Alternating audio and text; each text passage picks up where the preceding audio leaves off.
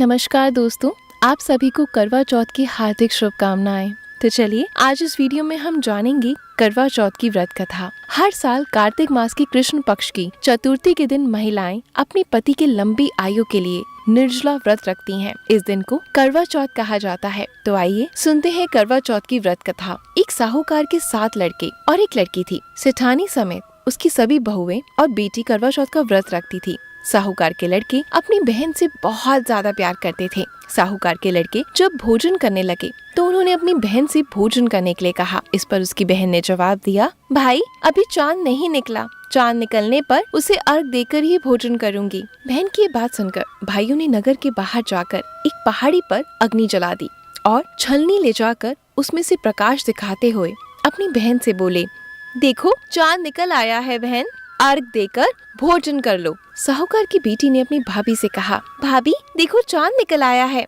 आप भी अर्घ देकर भोजन कर लो। ननद की बात सुनकर भाभियां बोली, भाई साहब ये तो आपका चांद है, हमारा चांद आने में अभी भी समय है। बहन जो थी वो बहुत ज्यादा व्याकुल हो रही थी भूख के कारण। वे चांद को अर्घ देकर भोजन करने बैठ गई। जैसे ही उसने पहला निवाला खाया उसे छींक आ गई।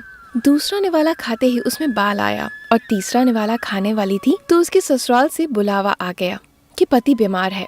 वो जिस भी हाल में थी वो तुरंत ससुराल जाना चाहती थी। उसको विदा करने के लिए माँ ने जब बक्से से कपड़े निकाले तो काले कपड़े मिले। फिर दूसरी बार सारे कपड़े सफेद थे। बेटी बोली, माँ तुम रहने दो, मैं जा रही हूँ।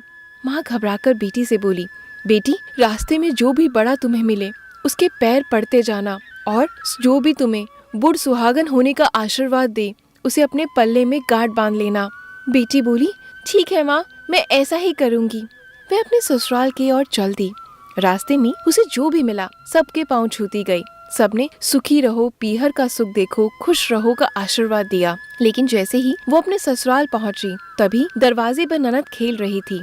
जब उसके पांव छुए तो उसने आशीर्वाद दिया, सदा सौभाग्यवती रहो, पुत्रवती रहो और बुढ़ सुहागन हो। ये सुनते ही उसने अपने पल्ले से गांठ बांध ली। घर में अंदर गई तो उसने देखा उसका पति मरा हुआ है, जमीन पर लेटा हुआ है और उसे ले जाने की तैयारी हो रही है। वो जोर जोर से चिल्लाती रही, मैं इन्हें जाने नहीं दूंगी, मैं इन्हें जाने नहीं दूंगी। फिर जब कोई नहीं माना तब उसने दोबारा से चिल्लाते हुए कहा, मैं भी इनके साथ चलूंगी, मैं इन्हें अकेला जाने नहीं दूंगी। फिर भी किसी ने उसकी बात नहीं मानी। जब पति को जलाने का समय आया तो वो बोली, मैं इन्हें जलाने नहीं दूंगी, नहीं तो मैं भी जल जाऊंगी। परिवार के सभी बड़े लोगों ने ये निर्णय लिया कि इसे यहीं रहने देते हैं, इसके लिए एक झोपड़ी बनवा दो। और वहाँ वो अपने पति को लेकर रहने लगी। उसकी छोटी नन दिन में 2 बार आके उसे खाना दे जाती। वह हर करवा चौथ का व्रत करती, चौथ माता को अर्घ देती, उनकी आरती करती, चौथ माता से अपने पति के प्राण मांगती। पर चौथ माता उसे कहती, जब हमसे बड़ी चौथ आएगी तो तुम अपने पति के प्राण मांगना। ऐसा करते करते सभी चौथ आई और सभी यही कहकर चली गई। अश्विन की चौथ बोली, पुत्री तुझसे कार्तिक की करवा चौथ माता नाराज है, वो ही तेरा सुहाग लौटाएंगी। अब वो आएंगी तो उनके पैर मत छोड़ना। जब करवा चौथ आने वाली हुई तो उसने अपनी छोटी ननद से पूरे श्रृंगार और सुहाग का सारा सामान मंगवाया और वो करवे भी मंगवाए। सास ने सोचा, अरे ये तो पागल हो गई है, जो मांगती है दे देती हूँ। साहूकार की बेटी ने करवा चौथ का व्रत रखा। चांद निकलने पर अर्घ दिया, चौथ माता की जोत करी। जब चौथ माता प्रकट हुई तो चौथ माता बोली, करवा ले, करवा ले, 7 भाइयों की प्यारी बहन करवा ले, दिन में चांद उगाने वाली करवा ले, घनी बुखारी करवा ले। तब उसने उनके पैर पकड़ लिए और बोली, माता मेरा सुहाग वापस कर दो।